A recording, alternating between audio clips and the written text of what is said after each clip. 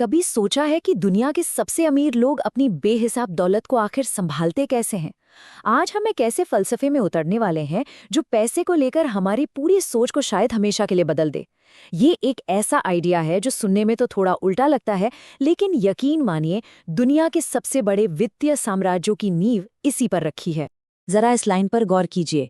ये एक अकेली लाइन हमारी और आपकी दौलत को लेकर सारी समझ को उसे चैलेंज करती है।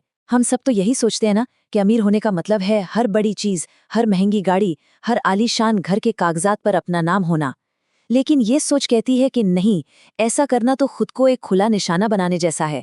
इसका मतलब साफ है, कोई भी कानूनी पचड़ा, कोई लेनदार या कोई भी जो आपकी दौलत पर नजर गड़ाए है, वो सीधे सीधे आपकी संपत्ति पर हमला कर सकता है। तो फिर सवाल ये उठता है कि अगर वो मालिक नहीं है तो फिर क्या है? उनका असली राज क्या है? वो अपनी अरबों खरबों की संपत्ति को आखिर कैसे बचाकर रखते हैं? उनके इस मजबूत, अभेद्य लगने वाले वित्तीय किले के पीछे की असली रणनीति क्या है? चलिए आज इस रहस्य से पर्दा उठाते हैं।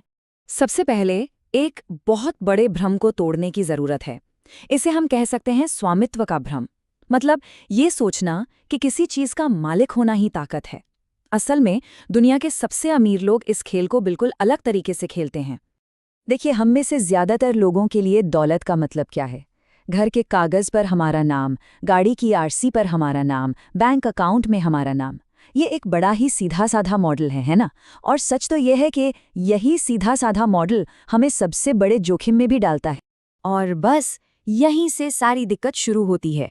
जब हर चीज सीधे सीधे आपके नाम पर होती है तो वो किसी भी कानूनी या वित्तीय हमले के लिए एक खुला मैदान बन जाती है। पब्लिक रिकॉर्ड में हर कोई देख सकता है कि किसके पास क्या है, और अगर हालात बिगड़े तो उसे कानूनी तौर पर छीना भी जा सकता है। तो सवाल है, इससे बचा कैसे जाए?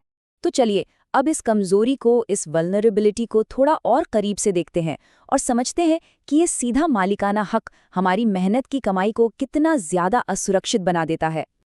अब जो स्क्रीन पर दिख रहा है वो सच में आंखें खोलने वाला है। बाईं तरफ देखिए, सीधा स्वामित्व।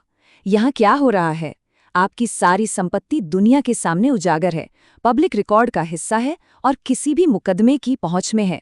अब दाईं तरफ देखिए, अलग नियंत्रण। यहाँ वही संपत्ति एक मजबूत ढाल के पीछे है, पूरी तरह से निजी है और बाहरी दावों से लगभग महफूज है।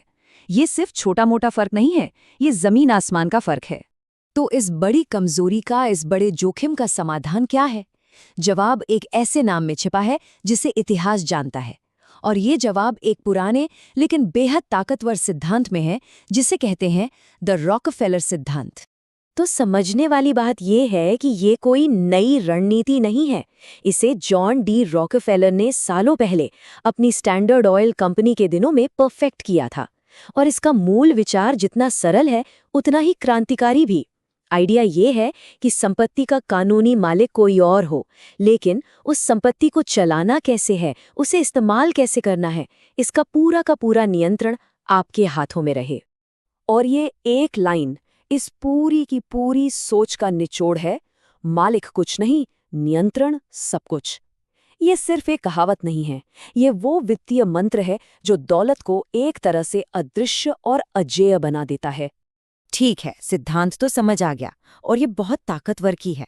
लेकिन असल सवाल तो ये है कि इसे किया कैसे जाता है? मतलब असल जिंदगी में आप मालिकाना हक और नियंत्रण को अलग अलग कैसे करते हैं? इसके लिए कुछ खास कानूनी औजारों का इस्तेमाल होता है जिन्हें हम नियंत्रण के हथियार भी कह सकते हैं। इनमें पहला और सबसे अहम औजार है ट्रस्ट। ट्रस्ट को एक कानूनी तिजोरी की तरह समझिए। आप अपनी सारी संपत्ति, अपना घर, अपने शेयर्स, सब कुछ इस तिजोरी में डाल देते हैं। अब कानून की नज़र में उस संपत्ति का मालिक कौन है? वो तिजोरी, यानी कि वो ट्रस्ट, आप नहीं। और इसका सीधा फायदा, अगर आपके ऊपर कोई व्यक्तिगत मुकदमा होता है तो वो उस तिजोरी के अंदर रखी संपत्ति को छू भी नहीं सकता। दूसरा ताकतवर हथियार है होल्डिंग कंपनी। ये एक ऐसी खास कंपनी होती है जिसका काम कोई प्रोडक्ट बनाना या बेचना नहीं होता। इसका एक ही काम है, दूसरी कंपनियों के शेयर्स या दूसरी संपत्तियों को अपने नाम पर होल्ड करना, यानी रखना। ये भी एक कॉर्पोरेट ढाल की तरह काम करती है जो आपके और आपकी दौलत के बीच एक कानूनी दीवार खड़ी कर देती है। और ये पूरी प्रक्रिया काम कैसे करती है वो यहाँ साफ साफ दिखता है। पहला कदम, आप कानूनी तौर पर अपनी सारी संपत्ति अपने नाम से हटा देते हैं। दूसरा कदम, एक ट्रस्ट या होल्डिंग कंपनी उस संपत्ति की नई कानूनी मालिक बन जाती है। और अब आता है तीसरा और सबसे दिलचस्प कदम। आप खुद को ही उस ट्रस्ट का मैनेजर या ट्रस्टी नियुक्त कर लेते हैं। तो हुआ क्या? सारा नियंत्रण आपके हाथ में ही रहा। नतीजा, मालिकाना हक किसी और का, पर असली कंट्रोल आपका। चलिए अब आगे बढ़ते हैं, क्योंकि ये सिर्फ कुछ कानूनी तरीके नहीं हैं। असल में ये दौलत को देखने का, उसे समझने का एक बिल्कुल ही अलग नजरिया है, एक पूरी की पूरी अलग मानसिकता है। तो इस पूरी बातचीत का सार क्या है? सबसे पहली और जरूरी बात, दुनिया के सबसे अमीर लोग कागज पर मालिक बनने से ज्यादा असल नियंत्रण को तवज्जो देते हैं। दूसरी बात, उनकी ये रणनीति हमला करने की नहीं बल्कि बचाने की होती है। ये एक डिफेंसिव स्ट्रैटेजी है। और आखिरी बात, उनका लक्ष्य सिर्फ एक बड़ा बैंक अकाउंट बनाना नहीं होता, बल्कि एक ऐसा वित्तीय किला बनाना होता है जिसे कोई भेद न सके, जिस पर कोई हमला न कर सके। और अंत में ये सब कुछ हमें एक बहुत ही गहरे सवाल पर लाकर छोड़ देता है। जरा सोचिए, अगर किसी चीज का मालिकाना हक और उसका नियंत्रण, ये दो पूरी तरह से अलग अलग चीजें हो सकती हैं, तो फिर मालिक होने का असली मतलब क्या रह जाता है? ये एक ऐसा सवाल है जो अर्थशास्त्र की पूरी किताब पर ही सवालिया निशान लगा देता है। आज हमारे साथ जुड़ने के लिए बहुत बहुत शुक्रिया। अगर आज कुछ नया सीखने को मिला और इसी तरह के गहरे विषयों को और भी आसान भाषा में समझना चाहते हैं, तो हमारे चैनल को सब्सक्राइब करना ना भूलें। हम रोज ऐसे ही दिलचस्प विषयों पर बात करते हैं।